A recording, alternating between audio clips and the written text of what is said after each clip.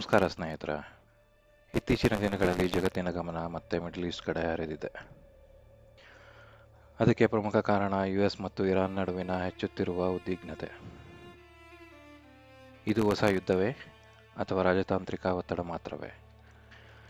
ಈ ವಿಡಿಯೋದಲ್ಲಿ ಯಾವುದೇ ಊಹಾಪೋಹಗಳಿಲ್ಲದೆ ವಾಸ್ತವಗಳು ಏನು ಹೇಳುತ್ತವೆ ಎಂಬುದನ್ನು ಹಂತವಾಗಿ ನೋಡೋಣ. ಮೊದಲನೆಯದಾಗಿ ಈ ಸಂಘರ್ಷದ ಹಿನ್ನೆಲೆ. US ಮತ್ತು ಇರಾನ್ ನಡುವಿನ ವೈಮನಸ್ಸು ಇಂದು ನೆನೆಯದಲ್ಲ. 1979ರ ಇರಾನ್ ಕ್ರಾಂತಿಯ ನಂತರ ಎರಡೂ ದೇಶಗಳ ನಡುವಿನ ರಾಜತಾಂತ್ರಿಕ ಸಂಬಂಧಗಳು ಸಂಪೂರ್ಣವಾಗಿ ಕುಸಿದವು. ಆದರೆ ಇತ್ತೀಚಿನ ಉದ್ವಿಗ್ನತೆ 3 ಪ್ರಮುಖ ಕಾರಣಗಳಿಂದ ಮತ್ತೆ ಉಲ್ಬಣಗೊಂಡಿದೆ. ಇರಾನ್ನ ಒಳನಾಡು ರಾಜಕೀಯ ಅಸ್ಥಿರತೆ, US ಮತ್ತು ಅದರ ಮಿತ್ರರ ವಿರುದ್ಧ ಇರಾನ್ನ ಎಚ್ಚರಿಕೆಗಳು, ಮಿಡಲ್ ಈಸ್ಟ್ನಲ್ಲಿ ಸೇನಾ ಚಲನೆಗಳು. ಎರಡನೇದಾಗಿ ಇರಾನ್ ಒಳಗಿನ ಪರಿಸ್ಥಿತಿ. ಇರಾನ್ ಈಗ ಗಂಭೀರ ಆಂತರಿಕ ಸಂಕಷ್ಟ ಎದುರಿಸ್ತಾ ಇದೆ. ಹೋದ ವರ್ಷ 2025ರ ಕೊನೆಯಿಂದಲೇ ಆರ್ಥಿಕ ಸಂಕಷ್ಟ, ದುಬ್ಬರ, ಉದ್ಯೋಗ ಸಮಸ್ಯೆ ಮತ್ತು ಆಡಳಿತದ ವಿರುದ್ಧ ವಿಸ್ತೃತ ಪ್ರತಿಭಟನೆಗಳು ನಡೆಯುತ್ತಿವೆ. ಇರಾನ್ ಸರ್ಕಾರ ಇದಕ್ಕೆ ಕಠಿಣ ಕ್ರಮ ತೆಗೆದುಕೊಂಡಿದೆ ಎಂದು ಅಂತಾರಾಷ್ಟ್ರೀಯ ಮಾಧ್ಯಮಗಳು ವರದಿ ಮಾಡಿವೆ. ಇಂಟರ್ನೆಟ್ ನಿರ್ಬಂಧಗಳು, ಬಂಧನಗಳು ಮತ್ತು ಭದ್ರತಾ ಪಡೆಗಳ ನಿಯೋಜನೆ ಇದರಲ್ಲಿ ಸೇರಿವೆ. ಈ ಆಂತರಿಕ ಅಸ್ಥಿರತೆಯೇ ಅಂತಾರಾಷ್ಟ್ರೀಯ ಮಟ್ಟದಲ್ಲಿ ಇರಾನ್ ಮೇಲೆ ಮತ್ತೆ ಒತ್ತಡ ಹೆಚ್ಚಾಗಲು ಕಾರಣವಾಗಿದೆ. ಇನ್ನು ಮೂರನೇದಾಗಿ ಅಮೆರಿಕದ ಪ್ರತಿಕ್ರಿಯೆ. ಇರಾನ್ನ ಈ ಬೆಳವಣಿಗೆಗಳ ಹಿನ್ನೆಲೆಯಲ್ಲಿ ಪೆಂಟಗನ್ ಮತ್ತು ವೈಟ್ ಹೌಸ್ ಪರಿಸ್ಥಿತಿಯನ್ನು ನಿಕಟವಾಗಿ ಗಮನಿಸುತ್ತಿವೆ. ಈ ಹಿನ್ನೆಲೆಯಲ್ಲಿ US ಏನು ಮಾಡಿದೆ ಅಂತ ನೋಡೋದಾಯಿತು ಅಂತಂದರೆ, ಮಿಡಲ್ ಈಸ್ಟ್ನ ಕೆಲವು ಸೇನಾ ನೆಲೆಗಳಿಂದ ಸೈನಿಕ ಸಿಬ್ಬಂದಿಯನ್ನು ತಾತ್ಕಾಲಿಕವಾಗಿ ಹಿಂತೆಗೆದುಕೊಂಡಿದೆ. ಸಮುದ್ರ ಪ್ರದೇಶದಲ್ಲಿ ನೌಕಾಪಡೆಗಳ ಚಲನ ಹೆಚ್ಚಿಸಿದೆ ಹಾಗೂ all the options are on the table ಎಂಬ ರಾಜಕೀಯ ಎಚ್ಚರಿಕೆ ನೀಡಿದೆ. ಇದರಿಂದಾಗಿ ಉದ್ಭವಿಸುವ 2 ಪ್ರಶ್ನೆಗಳೇನು ಅಂತ ಅಂದರೆ, ಇದು ಯುದ್ಧದ ಸಿದ್ಧತೆಯೇ ಅಥವಾ ತಡೆಗಟ್ಟುವ ಕ್ರಮವೇ? ಇದನ್ನು US ಅಧಿಕೃತವಾಗಿ ಇದು ಮುನ್ನೆಚ್ಚರಿಕೆಯ ಹೆಜ್ಜೆ ಅಂತ ಹೇಳ್ಕೊಂಡಿದೆ. 4ನೇದು, USನ ಈ ಆಕ್ಟಿವಿಟಿಗೆ ಪ್ರತಿಕ್ರಿಯೆಯಾಗಿ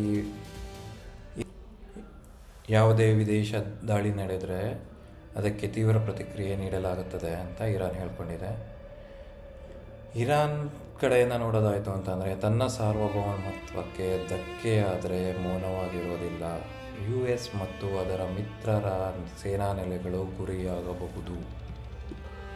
ಇದೇ ಕಾರಣಕ್ಕೆ ಪರಿಸ್ಥಿತಿ ಮಾತಿನ ಯುದ್ಧದಿಂದ ಸೇನಾ ಉದ್ವಿಗ್ನತೆಯ ಮಟ್ಟಕ್ಕೆ ಏರಿದೆ.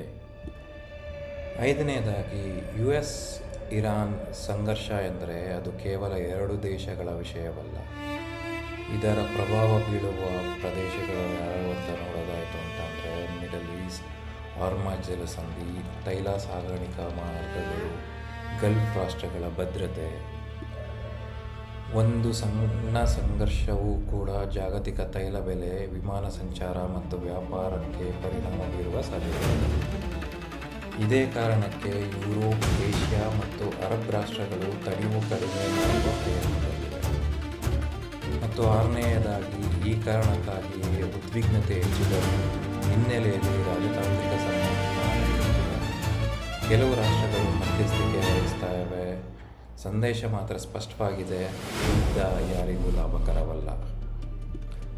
ಇತ್ತೀಚೆಗೆ ಇರಾನ್ ತನ್ನ ವಾಯು ಮಾರ್ಗವನ್ನು ತಾತ್ಕಾಲಿಕವಾಗಿ ಮುಚ್ಚಿ ಮತ್ತೆ ತೆರೆಯಲಿದೆ. ಇದು ಎಚ್ಚರಿಕೆಯ ಸೂಚನೆ ಅಂತ ವಿಶ್ಲೇಷಕರು ಹೇಳ್ತಾ ಇದ್ದಾರೆ. ಕೊನೆಯದಾಗಿ, ಈಗ ಯುದ್ಧ ನಡೆಯುತ್ತದೆಯೇ ಅನ್ನೋ ಪ್ರಶ್ನೆಗೆ ಸ್ಪಷ್ಟ ಉತ್ತರ ಇಲ್ಲ. ಈ ಕ್ಷಣಕ್ಕೆ ನೇರ ಯುದ್ಧ ಆರಂಭವಾಗಿಲ್ಲ, ಯಾವುದೇ ಅಧಿಕೃತ ದಾಳಿ ನಡೆದಿಲ್ಲ. ಆದರೆ ಉದ್ವಿಗ್ನತೆ ಉಚ್ಚ ಮಟ್ಟದಲ್ಲಿದೆ.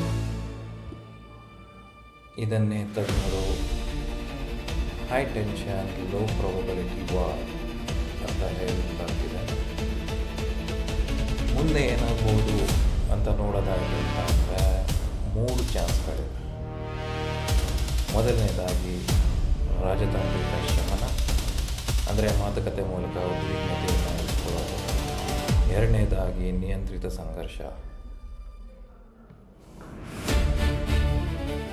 3ನೇದಾಗಿ, ಅಪಘಾತದ ಮೂಲಕ ಅಂದರೆ ಒಂದು ಸಣ್ಣ ತಪ್ಪು ಹೆಜ್ಜೆ ದೊಡ್ಡ ಯುದ್ಧಕ್ಕೆ ಕಾರಣವಾಗಿದೆ. ಈಗ ಜಗತ್ತು ಕಾಯ್ತಿರೋದು ಯಾರು ಮೊದಲು ಹೆಜ್ಜೆ ಇಡ್ತಾರೆ ಅಂತ.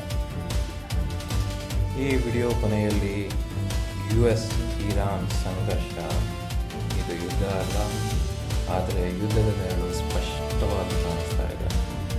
ಮುಂದಿನ ದಿನಗಳಲ್ಲಿ ರಾಜತಾಂತ್ರಿಕ ವಿವೇಕ ಗೆಲ್ಲುತ್ತೋ ಅಥವಾ ಉದ್ವಿಗ್ನತೆ ಮತ್ತಷ್ಟು ಇರುತ್ತೋ ಅದನ್ನು ನಿರ್ವಹಿಸೋದು